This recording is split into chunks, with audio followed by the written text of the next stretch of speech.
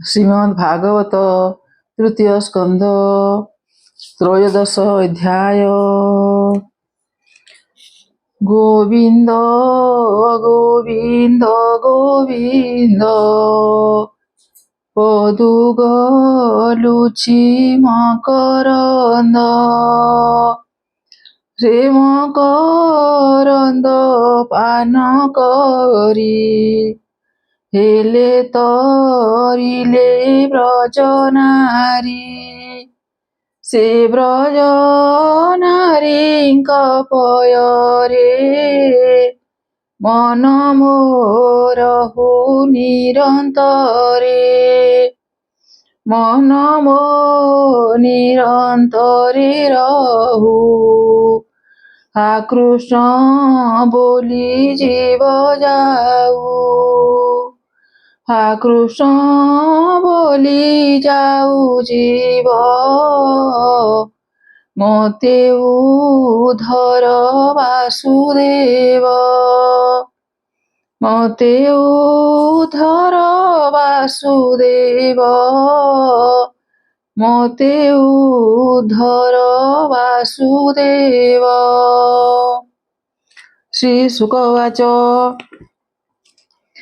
एवन्ते मैत्रेय वचन शुणि विदुर तोषवन कृष्ण चरित रस भरी शुणि बोलई पाद धरी।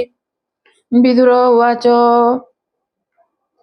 से स्वयंभुव ब्रह्मा सुत संहार प्रिय प्रियव्रत प्रत्यक्षे ब्रह्मार शरीर से स्वयंभुव नृपवर से सत्य रूपी पत्नी तार स्वभावे ब्रह्मार शरीर निर्मित नर नारी कल्पे विष्णु आदेशे मोह कल्पे मिथुन भावे से रहिले केमते सृष्टि भी आइले से राज ऋषिଙ୍କ चरित कही संतोष कर चित्त ए कृष्ण कथा पुण्य जस श्रवणे चित्त कलास।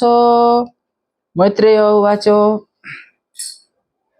ब्रह्मार देहरु संभव पत्नीर तुले स्वयंभुव कर अंजलि शिरे देई कहि ब्रह्मा मुख चाहि तु सर्व जंतुंकर पिता जन्म संपद वृत्तिदाता आम्हे तोहर भृत्य गणे जेमन्ते खटु तो चरणे से आज्ञा दियो वेदवर तोर चरणे नमस्कार जे कर्म साधी एके एके सर्जइह परलोके लभन्ति प्राणी आत्मा सुखे से आज्ञा कह तात मुखे।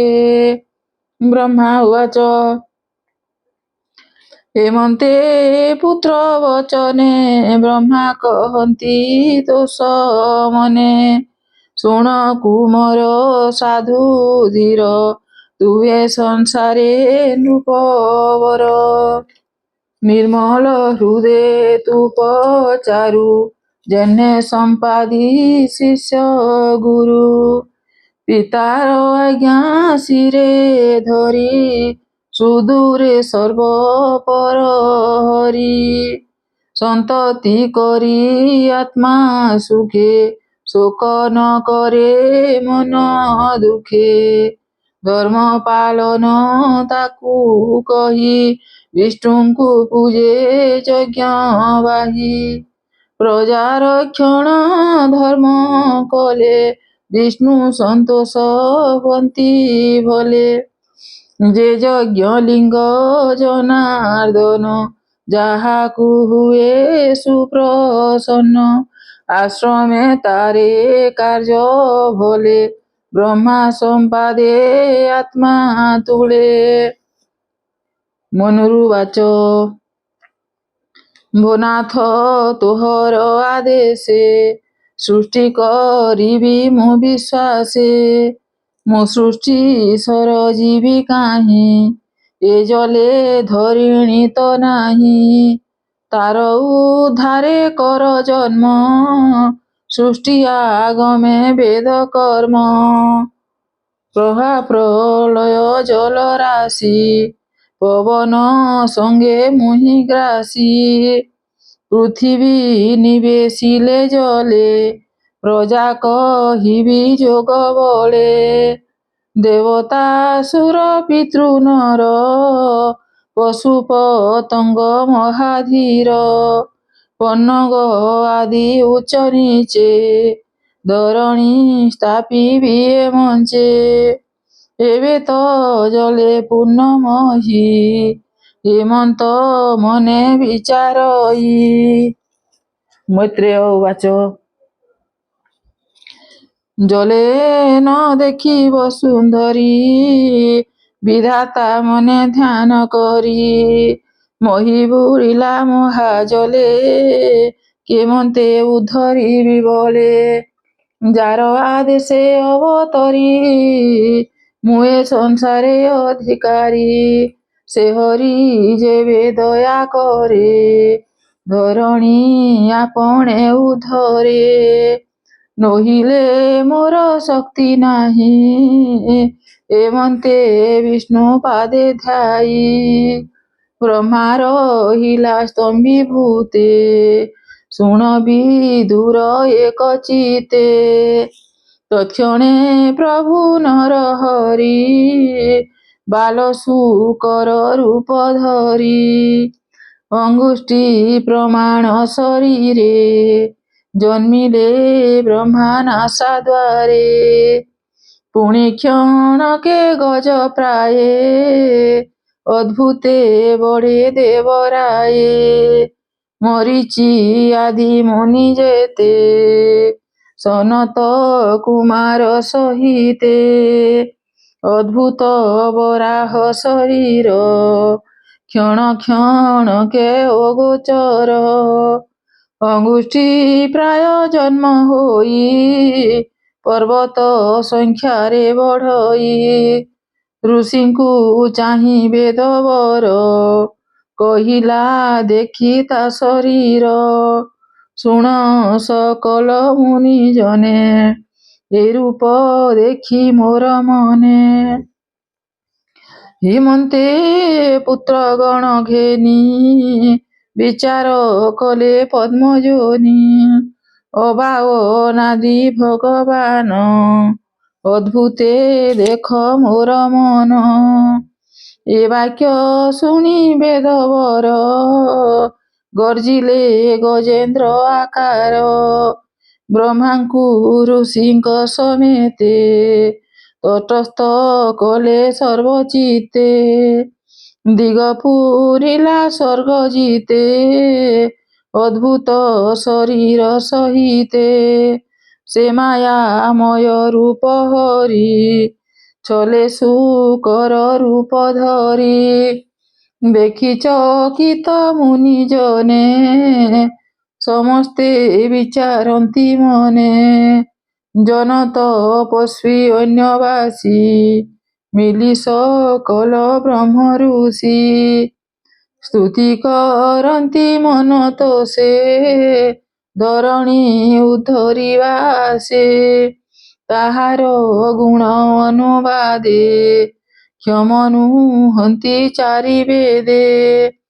ଯା ରୂପ ମନ ଜ୍ଞାନେ ଚିନ୍ତି, ଅଶେଷ ଶାସ୍ତ୍ରେ ନ ଜାଣନ୍ତି। ମୁନିଙ୍କ ସ୍ତୁତି ବାକ୍ୟ ଶୁଣି, ତତ୍କ୍ଷଣେ ପ୍ରଭୁ ଚକ୍ରପାଣି। ଦେବଙ୍କ ହିତ ଅର୍ଥେ ହରି, ପୁଣି ଶୂକର ରୂପ ଧରି। ଗଜେନ୍ଦ୍ର ଲୀଳା କରି ହେଲେ, ବିଷ୍ଣୁ ପଶିଲେ ମହାଜଲେ। କ୍ଷୁର ଲାଙ୍ଗୁଳ ମୁଖ ତାଡ଼ି, ଶବଦ କଲେ ଘଡ଼ ଘଡ଼ି। ବରାହ ଦେହ ବଲ କୋଣେ, ଶୂନ୍ୟ ଚିନ୍ତିଲେ ଦେବଗଣେ। ସ୍ୱର୍ଗ ବିଧୌତ ଜଳ ରାଶି, ଧ୍ୱଜେ ହୋଇଲେ ସୌଭାଗୀ। ତତ୍କ୍ଷଣେ କ୍ଷୁର କ୍ଷିପ୍ତ ଜଲେ, ସମୁଦ୍ର ଉଛୁଲେ ଉଲଲେ ପର୍ବତ ପ୍ରାୟେ ଦେହ କାନ୍ତି ଜ୍ୟୋତି ସମୂହେ ଝଟକନ୍ତି ମହି ଖୋଜନ୍ତେ ଘ୍ରାଣ ବସେ ଧରଣୀ ଉଦ୍ଧରିବା ଆସେ କରାଲ ଦଂଷ୍ଟ ଦନ୍ତ ପାଟି ଊର୍ଦ୍ଧ୍ୱେ ଚାହାନ୍ତି ଘୋର ଦୃଷ୍ଟି ଅଙ୍ଗ ନିର୍ଘାତ ବଜ୍ର ପ୍ରାୟେ ଦେଖି ଜଳଧି କଳା ଭୟେ ଉଲ୍ଲୋଳ କର ଉଚ୍ଚେ କରି ଡାକଇ ରଖ ଦଇତ୍ୟାରି ହେ ଯୋଗେଶ୍ୱର ତ୍ରାହି କର ମୁଁ ତୁମ ଚରଣେ କିଙ୍କର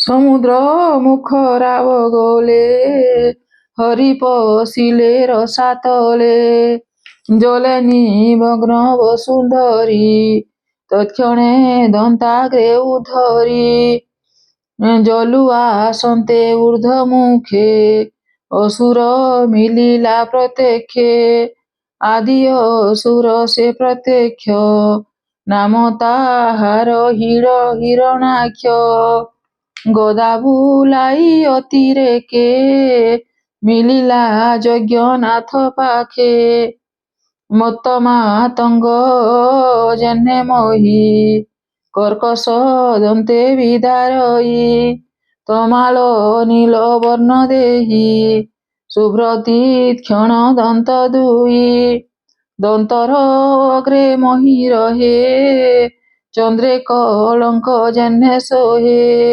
ଏମନ୍ତ ରୂପ ଦେଖି ବେଗେ ବ୍ରହ୍ମା ମିଳିଲେ ବିଷ୍ଣୁ ଆଗେ ସଙ୍ଗତେ ମୁନି ଗଣ ଘେନି ସ୍ତୁତି କରଇ ପଦ୍ମଯୋନି ବ୍ରହ୍ମା ଉବାଚ ହେ ଯଜ୍ଞ ରୂପୀ ଜନାର୍ଦ୍ଦନ ତୋର ବିହାର ତ୍ରିଭୁବନ ଯଜ୍ଞ ମୂରତି ନିଜ ପିଣ୍ଡେ ଯେ ଯଜ୍ଞ ଧର୍ମ କର୍ମ କାଣ୍ଡେ ତୋର ଶରୀର ଲୋମ କୂପେ ସମୁଦ୍ର ଲୁଚିଲା ସ୍ୱରୂପେ ନମୋ ଗୋବିନ୍ଦ ମହୀଧର ଅଶେଷ ମହିମା ସାଗର ଯେ କାଲ ରୂପୀ ତୋ ଚରଣ ନିର୍ଭୟେ ପଶିଲୁ ଶରଣ ଯଜ୍ଞାଦି ଆତ୍ମା ତୋ ଶରୀର ଶ୍ରୁତ ଜନେ ଅଗୋଚର ତୋ ଦେହ ଚର୍ମେ ବେଦ ବସେ ଅନଳ ଲୋପ ଲୋମ କୂପେ ବସେ ଘୃତ ଆହୁତି ନେତ୍ର ଯୁଗେ ଚତୁର ପୁତ୍ର ପାଦ ଭାଗେ ଏ ଶ୍ରୁତବନ୍ତ ତୋର ତୁଣ୍ଡ ସ୍ୱରେ ନିର୍ମିତ ନାସା ଖଣ୍ଡ ଓଙ୍କାର ଉଦରାନୁବନ୍ଧେ ତମସା ରହେ କର୍ଣ୍ଣ ରନ୍ଧ୍ରେ ଶଶୀ ଯେ ରହେ ତେଜ ଆସେ ଅଗ୍ରେ ବସନ୍ତି ତୋର ପାଶେ ଶ୍ରବଣେ ଅଗ୍ନିହୋତ୍ର ରହେ ଦୀକ୍ଷାରେ ବେନି ଘଟି ବହେ ଦନ୍ତେ ବସନ୍ତି ଉଦୟିନୀ ମସ୍ତକେ ଯଜ୍ଞ ଭାବ ଘେନି ପ୍ରାଣେ ବସଇ ଚନ୍ଦ୍ରଗଣ ସମୁଦ୍ରେ ରହେ ଆବରଣ ପବନ ବସେ ପଞ୍ଚଭୂତେ ତତ୍ତ୍ୱ ଶରୀର ସନ୍ଦିଗତେ ମନ୍ତ୍ର ଦେବତା ରୂପେ ତୁହି ତୁ ଦେବ କ୍ରିୟା ଆତ୍ମା ଦେହି ବୈରାଗ୍ୟ ଭକ୍ତି ଆତ୍ମା ଜାତ ତୁ ନାଥ ଯୋଗେଶ୍ୱର କାନ୍ତ ତୁ ବିଦ୍ୟା ଗୁରୁ ଜ୍ଞାନ ଦାତା ଜୀବ ଧାରଣେ ପିତା ମାତା ତୋ ଦନ୍ତ ଅଗ୍ରେ ବସୁନ୍ଧରୀ ବିରାଜେ ନିଜ ରୂପ ଧରି କିୟ ବା ଦେବା ପଟାନ୍ତର ଜଲେ ଯେ ସନେ କରିବର ପଦ୍ମ ବସନ୍ତ ଅବଗାହେ ତୋ ଦନ୍ତ ଅଗ୍ରେ ଜେହ୍ନେ ସୋହେ ଏ ଯେ ଶୂକର ତୋର ଦେହ ଅଶେଷ ଯଜ୍ଞ ବେଦମୟ ଦନ୍ତେ ଧରଣୀ କରେ ଶୋଭା କି ଉପମା ଭେଦେବା ପର୍ବତ ଶୃଙ୍ଗେ ଜଳଧର ଯେମନ୍ତେ ଦିଶଇ ସୁନ୍ଦର। ଏବେ ଧରଣୀ ସ୍ତାପ ଜଳେ, ବୋନାଥ ତୋର ମାୟା ବୋଲେ। ଏ ଭୂମି କୋଶ ଲୋକ ଦାତା, ତୁ ନାଥ ଜୀବ ଲୋକ ପିତା। ତୋ ବିନୁ ଅନ୍ୟ କେବା ଜଳେ, ମହି ଉଦ୍ଧାରେ ମହାବଳେ। ଏଣୁ ବିଷୟ ଆର କାହିଁ, ତୁ ଯେ ଈଶ୍ୱର ବିଶ୍ୱଦେହି। ଜଲେ ପଶନ୍ତେ ତୋ ଶରୀର, ଜଳଧି ଦିଶେ ଭୟଙ୍କର। ତୋ ଲୋମ ଅଗ୍ରେ ଜଳରାଶି, ଧ୍ୱନି ତୋ ଗଗନ ପ୍ରକାଶୀ। ଜଲେ ତପସ୍ୟା ତୋ ଭୁବନେ, ବରାହ ରୂପୀ ତୋ ସମନେ। ତୋ ନାମ ଜଲେ କରି ସ୍ନାନ, ଆନନ୍ଦେ କରି ତୋ ସମନ। ପବିତ୍ର କଲୁ ପିଣ୍ଡ ପ୍ରାଣ, ତୋର ଚରଣେ ଭଗବାନ। ତୋ ଗୁଣ ମାୟା ଯୋଗ ବଳେ, ଆମ୍ଭେ ମୋହିତ ଏ ଶୟଳେ। ତାନେ ନ ପାରୁ ଆମ୍ଭେ ରହି, ଆମଙ୍କୁ କର ନାଥ ତ୍ରାହି। ମୈତ୍ରେୟ ଉବାଚ।